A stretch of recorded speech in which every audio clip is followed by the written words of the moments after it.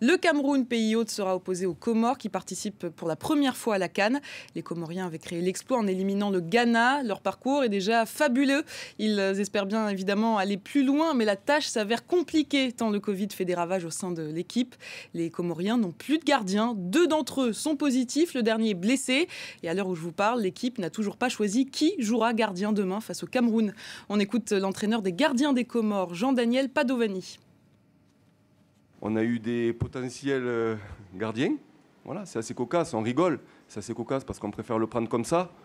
Maintenant, on va se battre avec nos valeurs, avec tout ce qui nous a menés jusqu'ici, jusqu'à présent. Le gardien, on ne l'a pas encore déterminé. Et de toute façon, même si on l'avait déterminé, je ne le dirais pas. Xavier Barret, qu'est-ce qu'on peut attendre de cette équipe des Comores demain ? Ils n'ont rien à perdre. Ils ont déjà réussi leur première participation à la Coupe d'Afrique des Nations puisqu'ils sont sortis de la poule et qu'ils arrivent en huitième de finale contre le pays organisateur qui sera évidemment largement favori. Donc ils n'ont rien à perdre. Il n'y a pas de gardien. Alors c'est vrai qu'ils ont déjà fait jouer 2 gardiens dans cette compétition, ce qui est assez rare. Souvent on aligne un gardien et puis on n'en change pas.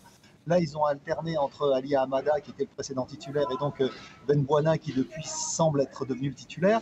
Ni l'un ni l'autre, a priori, ne pourra jouer demain donc ce huitième de finale, ce qui est bien dommage. On va voir comment ils s'organisent. Mais ils n'ont rien à perdre, donc ils vont jouer complètement décomplexés.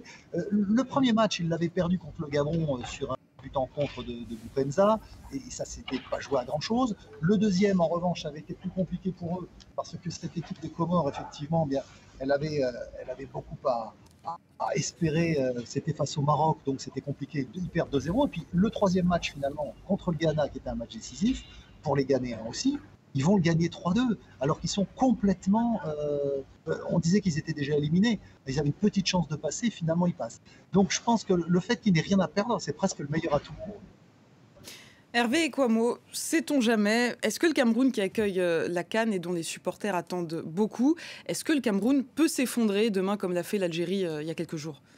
Oh, ce serait une faute professionnelle s'ils s'effondraient, surtout face à ceux Comores, parce que même si, à ce jour, ils peuvent trouver, demain les tests peuvent être négatifs et finalement ils vont avoir un gardien de but notamment, mais ce serait une faute professionnelle parce que c'est les Comores, c'est une nation contre laquelle, pour la CAN 2019, ils s'étaient qualifiés au bout d'une belle victoire 3-0, donc a priori, c'est l'équipe la moins embêtée depuis le début de la CAN. Pas de cas de Covid, pas de cas de blessure. Donc, perdre demain, ce serait une faute professionnelle. Mais maintenant, effectivement, les Comores n'ont rien à jouer. Donc, j'espère au moins que la rencontre sera spectaculaire.